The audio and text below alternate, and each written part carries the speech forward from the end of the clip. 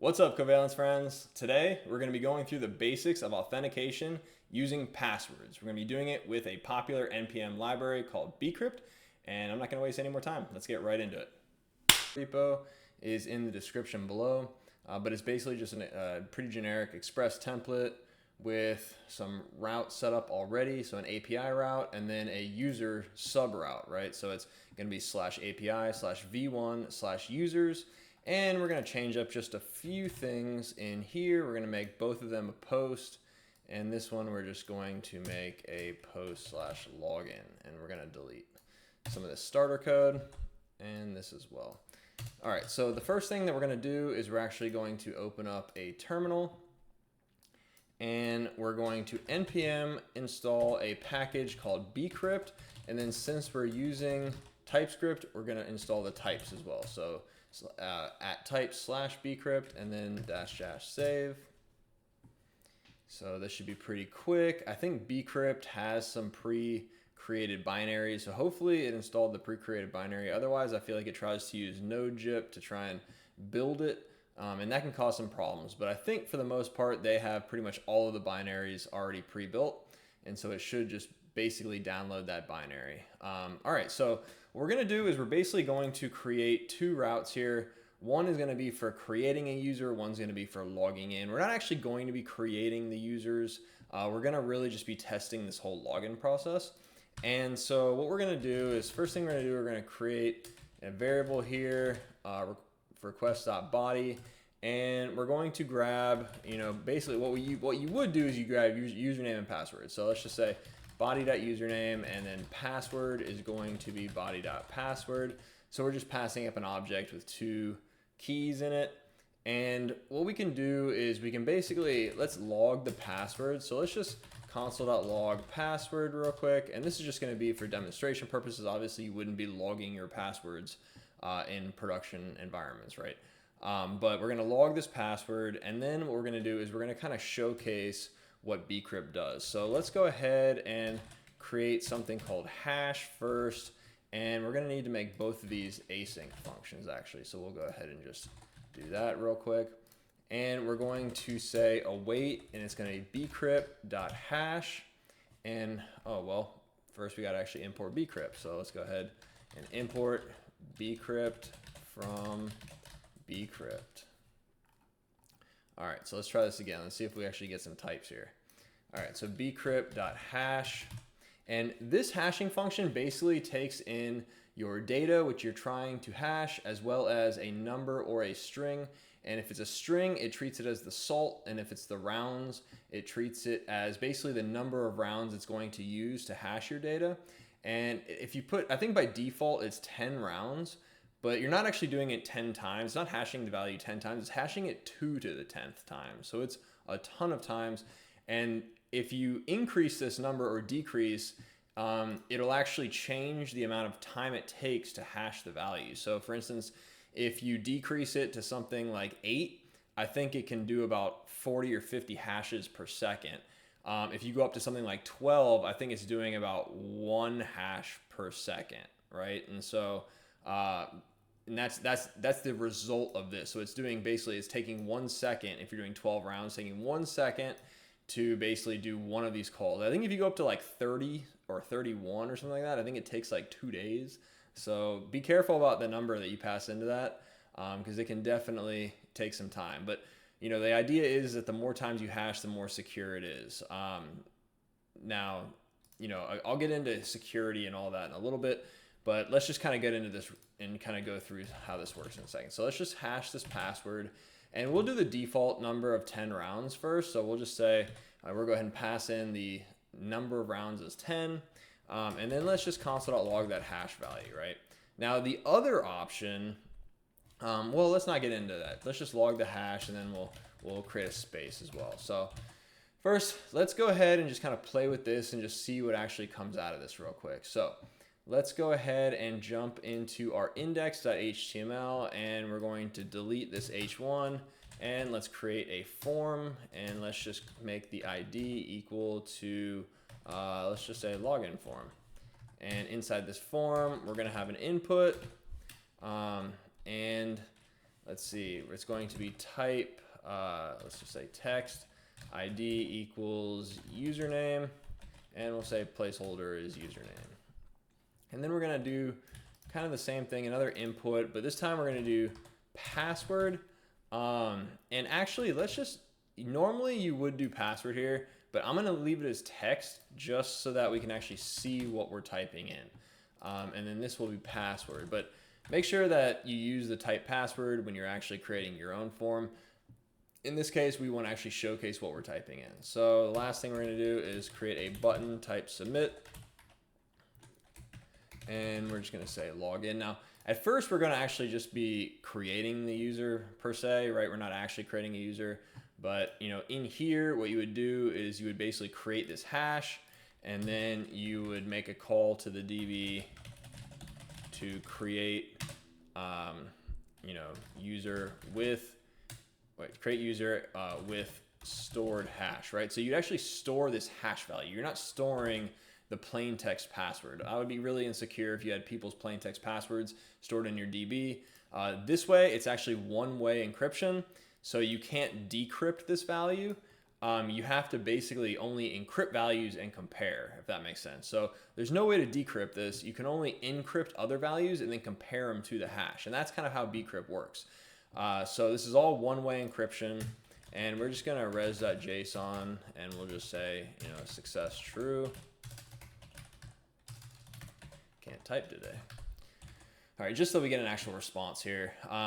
But yeah, so we're basically going to be hashing this value, and then you'd be storing in a DB, but we're gonna grab this value, and then we're gonna use it to actually compare down here. So let's go back to our index. We have our index.html code. So let's go into public.js and app.ts in here, and we're going to kind of just grab these values and whatnot. So let's just say we have our username equals HTML input element, document.getElement by ID, username, right? And then we kind of have a bunch of the same stuff here. So we can kind of just copy and paste. This is going to be password, and it's going to be password.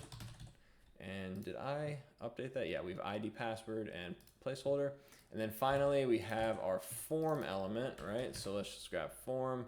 It's not an HTML input element, it's an HTML form element, and that's gonna be login form. All right, and so we could do checks like if not form, we could console.log, return, whatever you want. But what we're gonna do is we're going to say form.add event listener, and we're going to hook up the submit event, and we are going to prevent default so it doesn't reload the page. And we are going to now do an async fetch request, right? So let's do a little try catch block. And down here, we will just alert. Let's alert the message. Why not? So let's just say error e.message, right? We're going to alert whatever this is. And in here, we're going to await a fetch call, and it's going to be to /API/v1/users. And it is going to be method post body. Let's json.stringify, and we're going to change this a little bit. We could actually check the values. We could actually check these values to make sure that there's something in them. But for right now, we're not going to worry about it. We're just going to assume that there is something in it. So let's just say username.value, and for password, we're going to say password.value. And finally, we have our headers that we're going to set content type in. So let's just say content type and application/JSON. All right, so we could grab this response. Let's just grab it, and const res equals await, and then we can say const data equals await res.json. And if data.success, we want to alert, let's just alert success. All right, otherwise we want to, let's just throw data, right? So we're gonna throw data as an error, and that should be all good. So what we can do is we can run this now, npm run dev. And we're going to open up a browser. Let's just make sure that it actually compiles correctly. And we look good, listening on 3000. So let's pop that open. All right, let's open up our Chrome tools.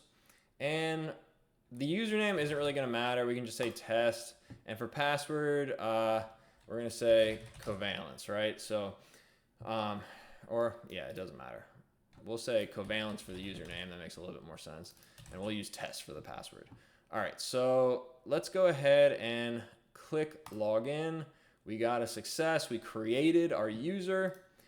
So let's minimize this, and we can see that we actually have this hash value here. Now, if you are to go ahead and look up what this hash value is, you have this first part, which is $2b, and that's kind of representing your algorithm, right? So I think bcrypt has two algorithms it uses, 2a or 2b. So you know the algorithm is 2b.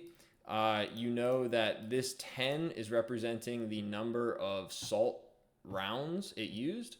After that, this is your actual, I don't know exactly which character it goes up to. It's something like here. That is your actual salt that it generates. So it generates a salt, and then it includes the salt in the hash. And then finally, it's your data that's been hashed, right? And so we're going to go ahead and we're going to grab this value for right now. And we're going to go back to our user here. And actually, let's go ahead and copy and paste some of this code. So let's go ahead, copy and paste this. So we have our body, username, password.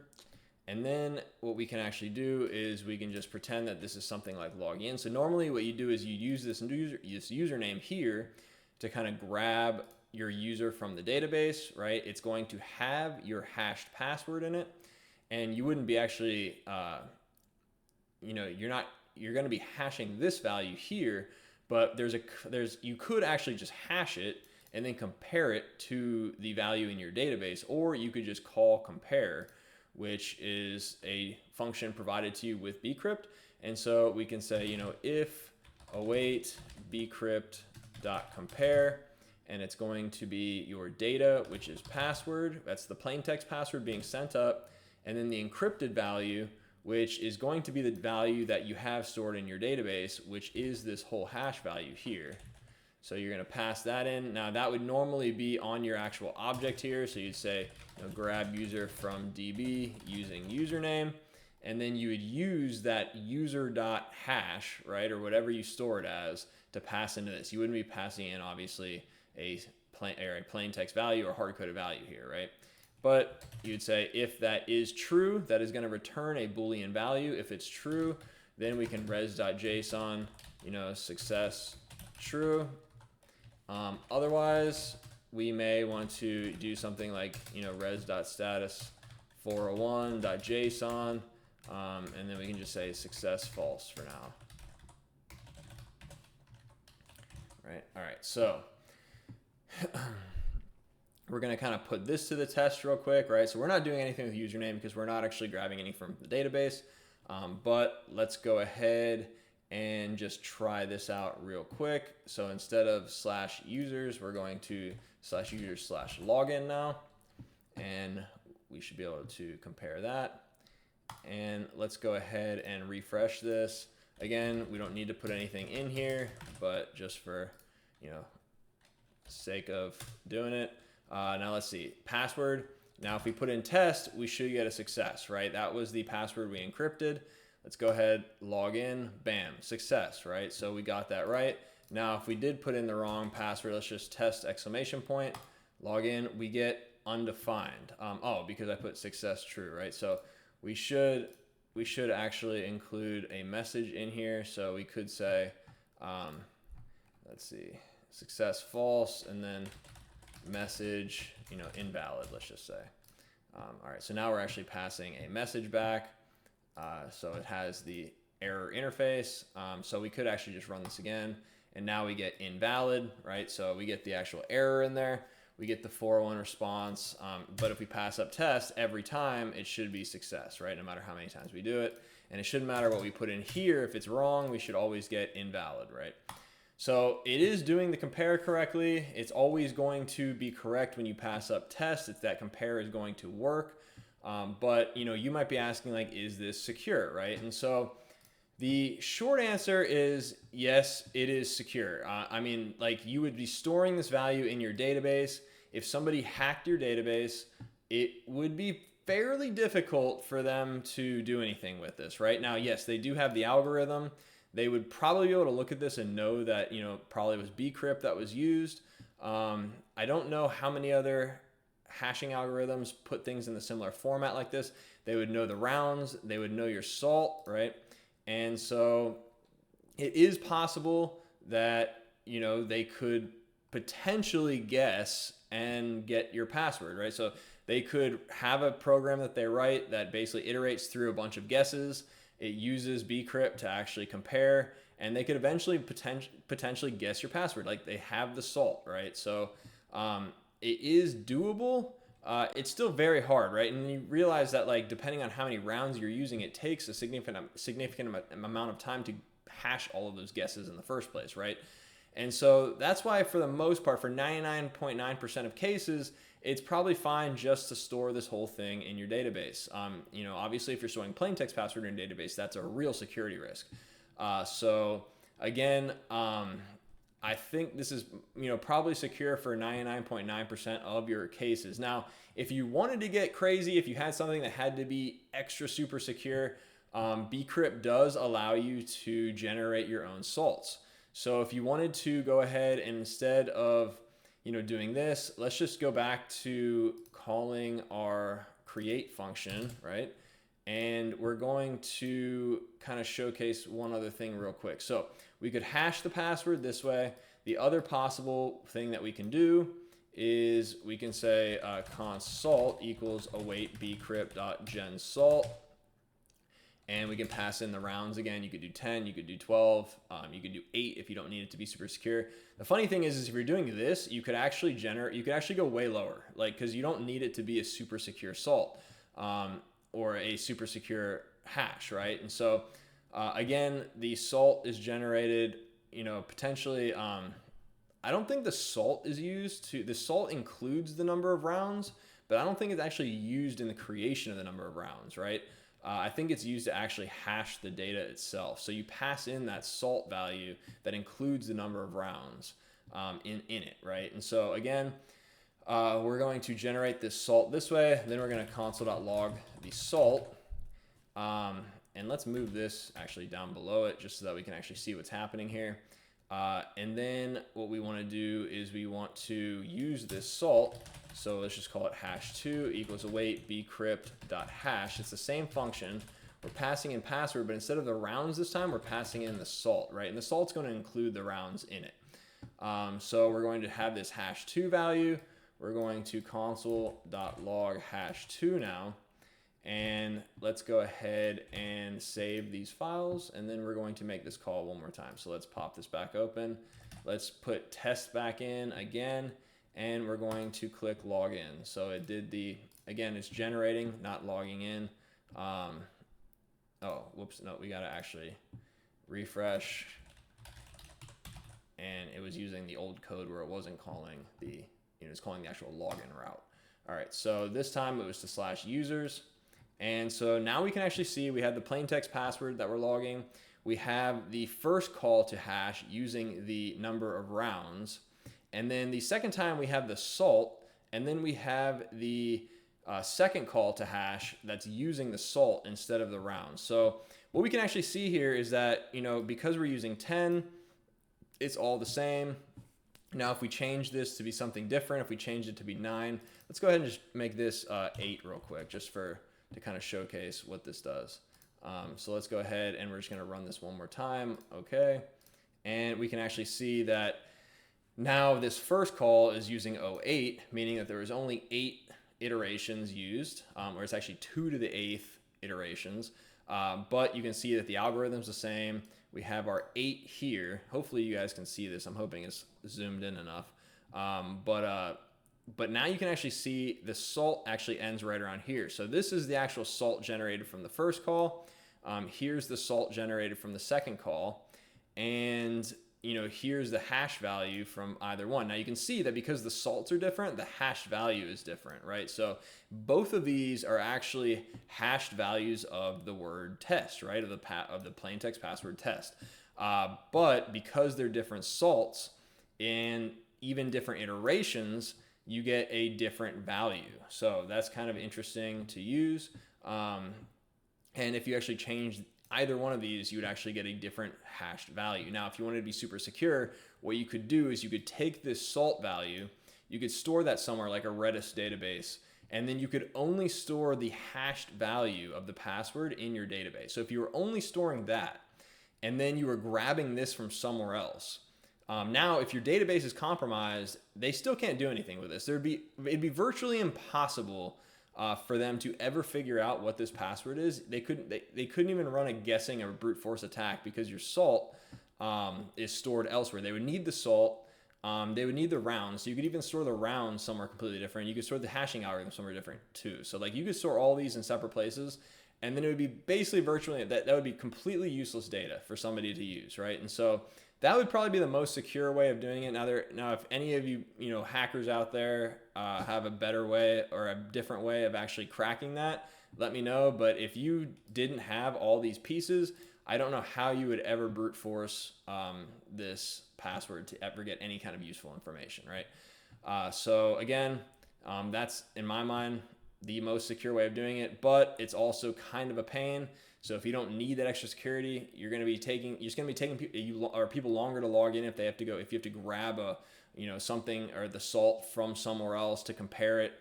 So again, the easiest way to do it is just store the whole hash in your database, and hopefully you don't have somebody who has the time and the actual reason to crack those passwords and figure out your users' passwords. All right, so I hope that was easy enough to understand, and I hope it made sense. This is pretty simple stuff as far as passwords go. I think this is more or less probably the least amount of code you would need to implement a password authentication strategy.